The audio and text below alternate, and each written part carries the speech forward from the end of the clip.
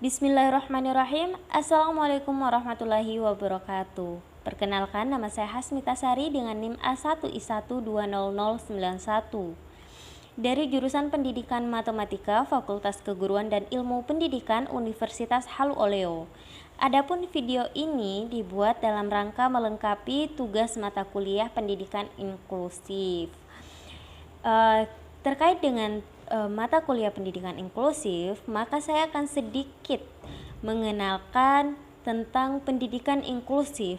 Jadi pendidikan inklusif itu adalah pendidikan yang tidak membedakan latar belakang seseorang. Artinya dalam pendidikan ini semuanya diterima dalam sekolah reguler, baik siswa yang berkebutuhan khusus maupun siswa yang normal. Nah, disitulah letak hebatnya pendidikan inklusif ini. Berbicara soal letak baiknya dan hebatnya pendidikan inklusif ini, tentu kita harus tahu apa sih kebaikan dari pendidikan inklusif ini untuk anak-anak berkebutuhan khusus. Jadi, teman-teman semua, ibu-ibu, bapak-bapak, dan siapapun yang menonton video ini, ada beberapa letak kebaikannya. Yang pertama, mereka dapat memperoleh ilmu dari melalui pendidikan inklusif. Jadi mungkin yang tadinya anak berkebutuhan khusus itu tidak dipandang, tidak diberikan ilmu pengetahuan, dalam program pendidikan inklusif mereka diberikan ilmu dengan tata cara dan metode mengajar sesuai dengan kebutuhan mereka. Itu yang pertama. Yang kedua, tidak ada perbedaan antara yang normal maupun yang berkebutuhan khusus, di mana pada pendidikan inklusif ini semuanya diterima, semuanya dibersatukan, sehingga dalam pendidikan inklusif kita bisa menanamkan rasa menghargai dan menghormati orang lain yang tentu saja mereka memiliki kekurangan, mereka memiliki hal-hal yang tidak kita miliki, seperti itu. Dan yang ketiga, siswa yang berkebutuhan khusus dapat mengembangkan minat dan bakat mereka.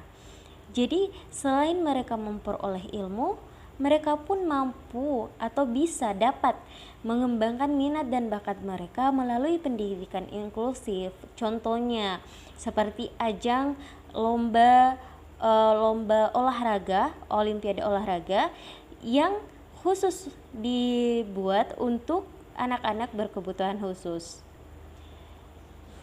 Dan tentu saja dalam lingkungan pendidikan inklusif itu dia ramah. Jadi lingkungan pembelajaran inklusif itu ramah. Artinya, yang bagaimana sih lingkungan inklusif yang ramah pembelajaran? Ramah pembelajaran artinya mendidik anak yang berkebutuhan khusus di sekolah reguler bersama anak normal yang mana berpusat pada anak dan keaktifan anak, di mana dalam lingkup pembelajaran dapat memberikan rasa aman, nyaman kepada setiap anak sehingga nantinya mereka bisa hidup secara berdampingan. Nah, inilah juga salah satu kebaikan dari pendidikan inklusif, yaitu ramah pembelajaran. Jadi anak bisa merasakan yang namanya rasa nyaman, rasa diberi kasih sayang, support, dihargai, diterima, sehingga mereka tidak merasa dikucilkan sebagai anak-anak yang berkebutuhan khusus. Dan mereka bisa berbaur dengan anak-anak yang normal, mereka bisa saling mendampingi. Jadi di sini juga kita selain mengenal tentang pendidikan inklusif, kita juga mengenal tentang yang namanya kelas konvensional.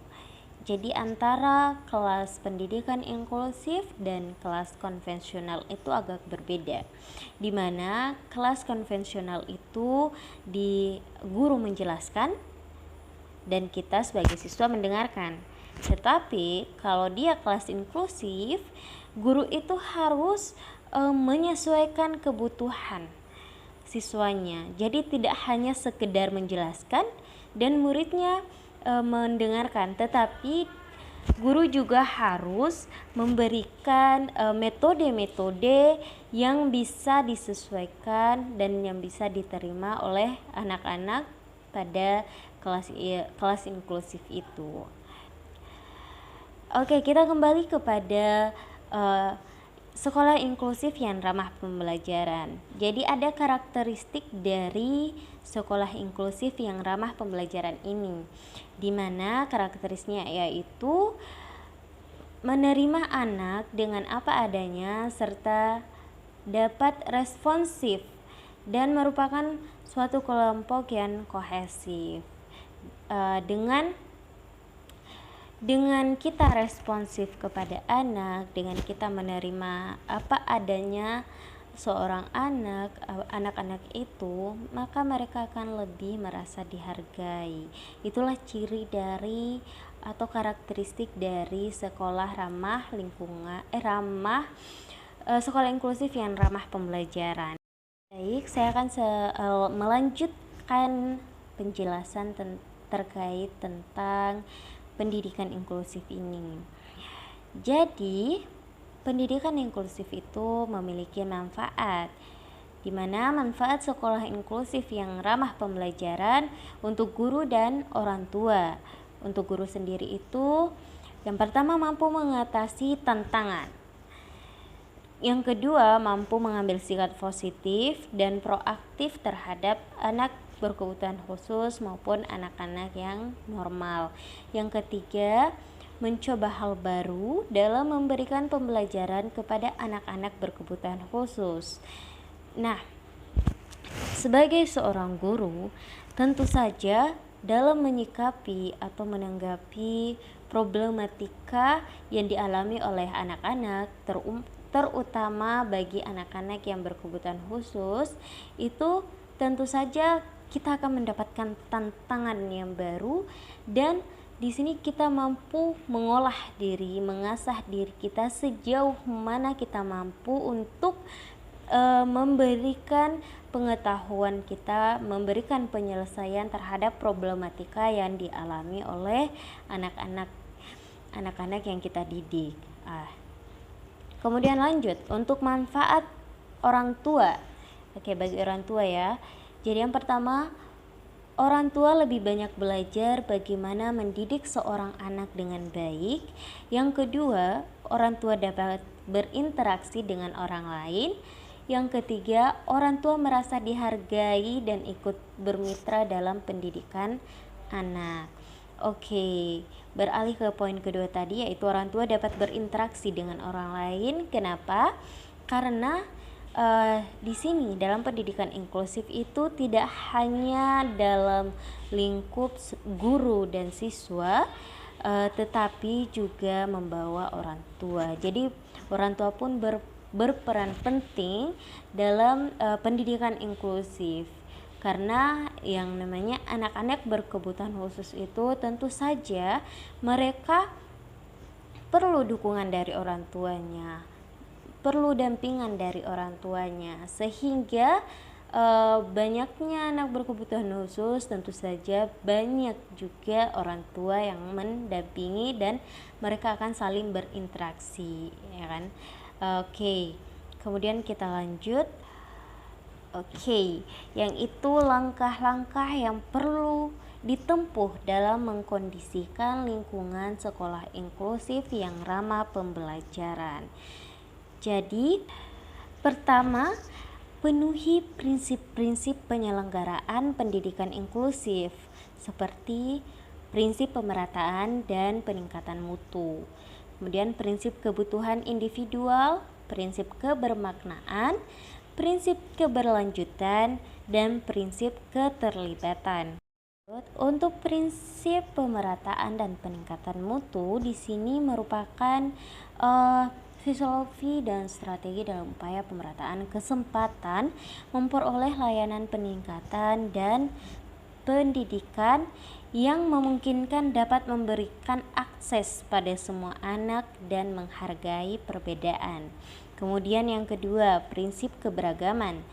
Adanya perbedaan individual dari sisi kemampuan, bakat, minat, serta kebutuhan peserta didik, sehingga pendidikan hendaknya diupayakan untuk menyesuaikan dengan kebutuhan dan karakteristik peserta didik. Oke, yang ketiga, prinsip kebermaknaan. Pendidikan inklusif harus menciptakan dan menjaga komunitas kelas yang ramah, menerima, dan menghargai perbedaan, serta bermakna bagi kemandirian peserta didik. Yang keempat, prinsip berkelanjutan. Artinya, pendidikan inklusif diselenggarakan secara berkelanjutan pada semua jenis, jalur, dan jenjang pendidikan. Dan yang kelima, yang terakhir itu adalah prinsip keterlibatan. Penyelenggaraan pendidikan inklusif harus melibatkan seluruh komponen pendidikan yang terkait. Yang kedua adalah kurikulum, di mana kurikulum ini dikembangkan dalam beberapa model kurikulum. Yang pertama adalah model eskalasi. Jadi model eskalasi berarti standar nasional dinaikkan tingkatnya, tingkat kualifikasi materinya baik secara horizontal maupun vertikal, sesuai dengan tuntutan potensi siswa cerdas istimewa dan atau bakat istimewa. Yang kedua adalah model duplikasi. Jadi model duplikasi itu adalah cara pengembangan kurikulum bagi peserta didik berkebutuhan khusus dengan menggunakan kurikulum standar nasional yang berlaku bagi peserta didik reguler pada umumnya.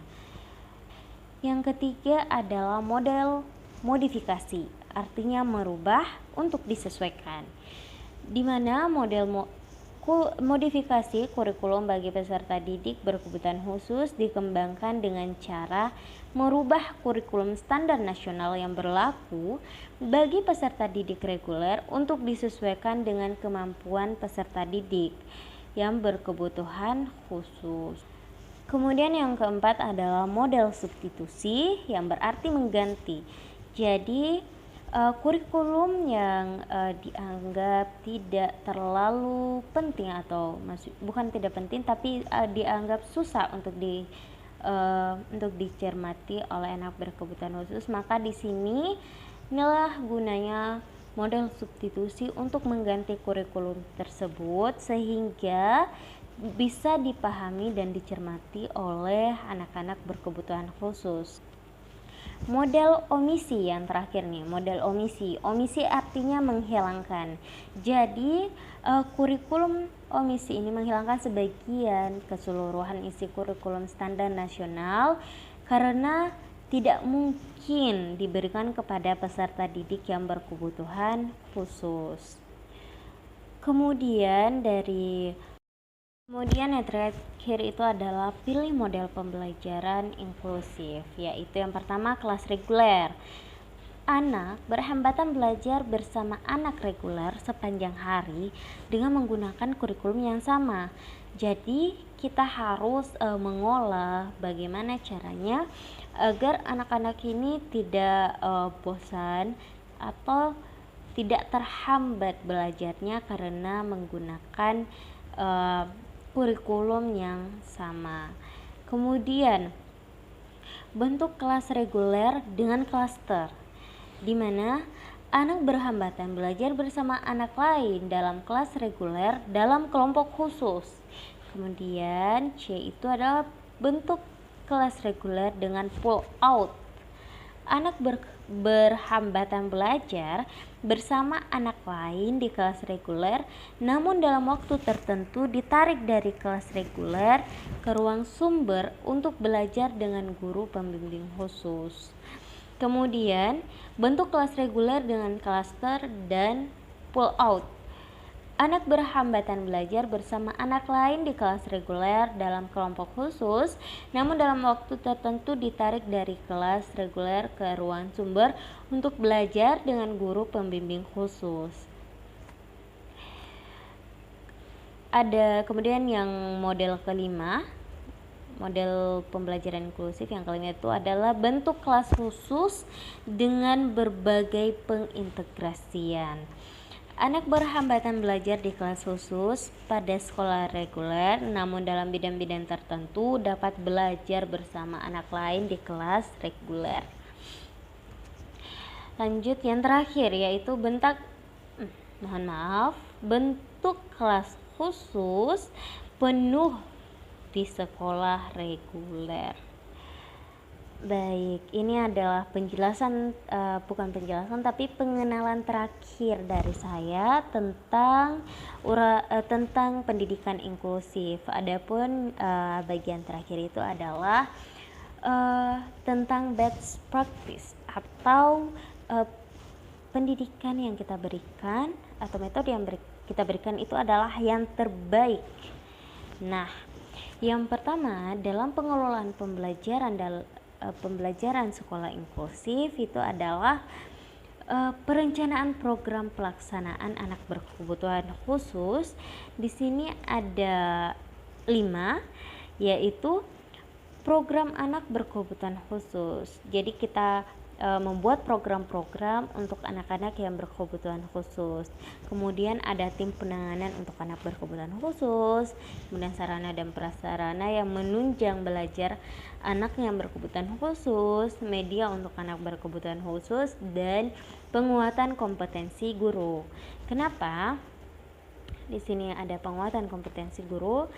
Karena tanpa adanya penguatan kompetensi seorang guru, bagaimana kita memberikan penjelasan kepada siswa mengenai materi yang akan kita sampaikan dengan baik dan benar tentunya. Oke, kemudian yang kedua adalah pelaksanaan program pengelolaan anak berkebutuhan khusus. Di sini ada empat poin. Poin pertama itu adalah tim khusus untuk menangani anak berkebutuhan khusus. Jadi kita membentuk tim-tim khusus, mungkin bisa dibagi beberapa kelompok untuk menangani anak yang berkebutuhan khusus. Kemudian yang kedua yaitu pelaksanaan program dalam penanganan per aspek perkembangan. Kemudian yang ketiga, poin ketiga yaitu instruksi guru dengan anak berkebutuhan khusus dan bukan instruksi ya, tapi interaksi guru dengan anak berkebutuhan khusus. Jadi guru itu harus memiliki interaksi yang baik kepada anak-anak, terutama anak yang berkebutuhan khusus yang dimana mereka ini membutuhkan perlakuan yang khusus. Oke, yang poin keempat atau poin terakhir yaitu interaksi anak dengan anak berkebutuhan khusus, di mana anak yang dimaksud ini tidak hanya anak yang berkebutuhan khusus dengan anak yang berkebutuhan khusus, tetapi anak yang normal dengan anak yang berkebutuhan khusus. Mereka dapat berinteraksi atau kita ajarkan bagaimana cara berinteraksi dengan baik terhadap anak-anak yang berkebutuhan khusus. Kemudian pelaksanaan yang ketiga itu adalah evaluasi program pengelolaan anak berkebutuhan khusus. Yang pertama adalah rapat evaluasi, kemudian yang kedua adalah kendala.